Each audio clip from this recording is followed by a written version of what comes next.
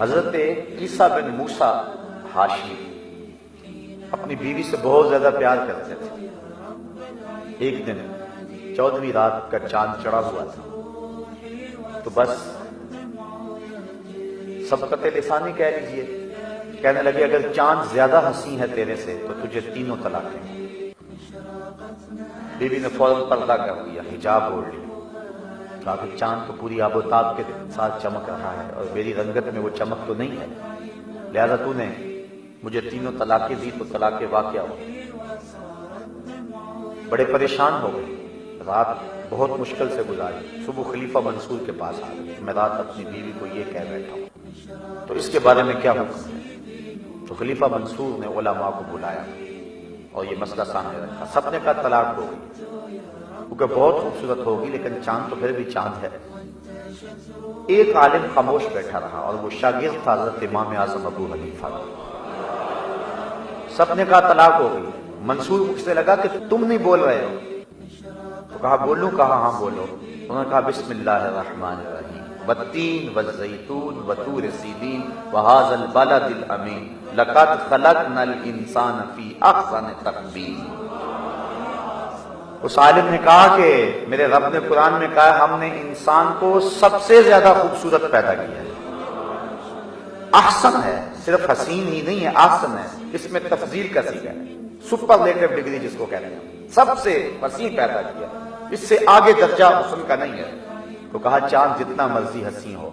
اور اس کی بیوی چاہے کالی کلوٹی کیوں نہ ہو، انسان ہونے کے ناطے سے فرمایا کہ یہ چاند سے بھی زیادہ حسین ہے۔ تو خلیفہ منصور نے کہا جاؤ اپنی بیوی سے بھی کہہ دو کہ کوئی طلاق نہیں ہوئی ہے، تم پریشانی چھوڑ دو۔ تو اللہ نے انسان کو بہتر تقویم میں پیدا کیا، اور جب پہلا انسان تخلیق کیا تھا اس کی عظمت کو دنیا کے اوپر بیان کرنے کے لیے فرشتوں کو حکم دیا اس روئے زمین پہ اور اس کائنات میں سب سے عزت والی مخلوق تم ہو، لیکن میں تمہاری پیشانی بھی حضرت آدم کے سامنے جھکانا چاہتا ہوں۔ اور اس طرح حضرت انسان کی تعظیم کے جھنڈے گاڑے گئے اور فرشتوں کی جبین نیاز کو حضرت آدم کے سامنے جھکایا گیا، پھر ان کو دنیا کے اوپر بھیجا گیا۔ اسی لیے کسی نے کہا تھا نا کہ فرشتہ کہنے سے میری توقیر گھٹتی ہے، میں مسجود ملائک ہوں مجھے انسان رہنے دو، میں تو فرشتوں کا مسجود رہا ہوں اور مجھے انسان رہنے دو، یہ میری عزت ہے، یہ میری توقیر ہے۔ اگر یہ اپنی عظمت کی پاسداری کرے اور اپنے منصب کی حفاظت کرے تو یہ فرشتوں سے بھی بہتر ہوتا ہے، لیکن اگر اپنے منصب کی آبرو اور منصب کی حفاظت نہ جانے تو پھر یہ چوپایوں سے بھی بدتر ہو جاتا ہے۔ اولئک کالانعام بل ہم اضل، اللہ قرآن میں فرماتا ہے یہ چوپایا ہے بلکہ چوپایوں سے بھی گیا گزرا ہے۔ جب یہ گرنے پہ آ جائے تو اس کی حالتیں، اس کی زندگی کے انداز اور تیور اور لچن چوپایوں سے بھی بدتر ہوتے ہیں، تو یہ چوپایوں سے بھی بدتر ہو جاتا ہے اور سخت ترین ذلت کے اندر چلا جاتا ہے۔ فرمایا کہ ہم نے اس کو احسن تقویم میں پیدا کیا ہے، اس کی صورت بڑی اچھی بنائی ہے، اس کی آنکھوں میں روشنیاں رکھی، اس کے کانوں میں نغمے رکھے، اس کی زبان کو بولنے کا انداز اور سلیقہ دیا، اس کو دھڑکتا ہوا دل دیا گیا، نظام تنفس دیا گیا، نظام انہضام دیا گیا، اس کو پٹھوں کا نظام دیا گیا، اس کو پکڑنے کے لیے ہاتھ دیے گئے، اس کو بولنے کے لیے زبان دی گئی، قوت ذائقہ دیا گیا، اس کو سونگھنے کے لیے ناک دی گئی ہے، اور ناک کو منہ کے قریب رکھا گیا کہ جو کھانے لگا ہے اس کے اندر اگر تعفن ہے تو ناک فوراً اس کا احساس کر لے اور یہ فوراً پیچھے ہٹا دے، اس کے اندر کوئی گندی شے نہیں جانی چاہیے، اس لیے ناک کے ڈٹنے منہ کے قریب رکھے تاکہ اس کے منہ میں گندی چیز نہ جائے۔ لیکن یہ کتنا بدبخت ہے، یہ رشوت بھی کھا گیا، یہ چوری کا مال بھی کھا گیا، اس نے سمجھا ہی نہ کہ میرے رب نے میرے لیے یہ کتنے اہتمام کیے کہ میرے اندر جس کے اندر ظاہری گندگی ہو وہ بھی میرے اندر نہ جانے پائے، لیکن اس نے وہ گند کھایا اور اس نے وہ غلاظتیں کھائیں کہ میرے رب نے بار بار جن کی ممانعت فرمائی اور تاکید کی کہ تم ان کے قریب تک نہ آؤ۔